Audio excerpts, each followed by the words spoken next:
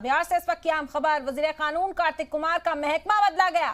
शमीम अहमद बने हैं बिहार के नए वजीर कानून। कार्तिक कुमार को मिला है शमीम अहमद का महकमा। सीएम की सिफारिश को गवर्नर ने मंजूरी दी, तो ये बड़ा फेरबदल हुआ है काबीना में बिहार के अंदर।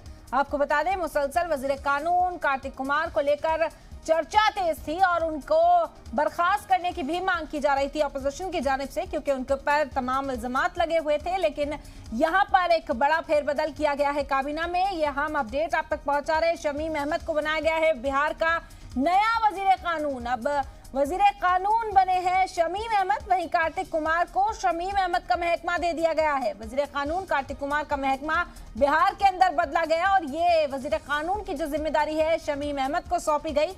सीएम की सिफारिश को गवर्नर ने मंजूरी दे दी, तो बड़ा फेरबदल है काबीना का। आपको बता दें कि किडनैपिंग का इल्जाम लगा था कार्तिक कुमार के ऊपर और मुसलसल उसके बाद से ही यहाँ सियासी बहरान मचा हुआ था। मांग ये की जा रही थी कि कार्तिक कुमार को हटाया जाए, उनसे वजारत वापस ली जाए, और अब ये बड़ा फेरबदल किया गया। शमीम अहमद को वजीर कानून बिहार का बनाया गया है, वहीं शमीम अहमद का महकमा कार्तिक कुमार को सौंप दिया गया है। तो जिम्मेदारी रहेगी, लेकिन वजीर कानून नहीं रहेंगे कार्तिक कुमार। दूसरा महकमा कार्तिक कुमार को दिया गया, वहीं शमीम अहमद को बनाया गया है बिहार का नया वजीर कानून।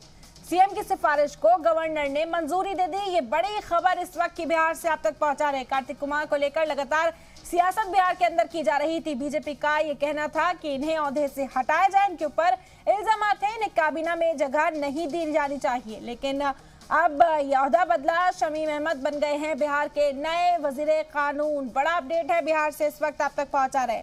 कार्तिक कुमार को मिला है शमीम अहमद का महकमा, वहीं शमीम अहमद को सौंपी गई है वजीर कानून की जिम्मेदारी। बड़ा फेरबदल कैबिनेट के अंदर बिहार में।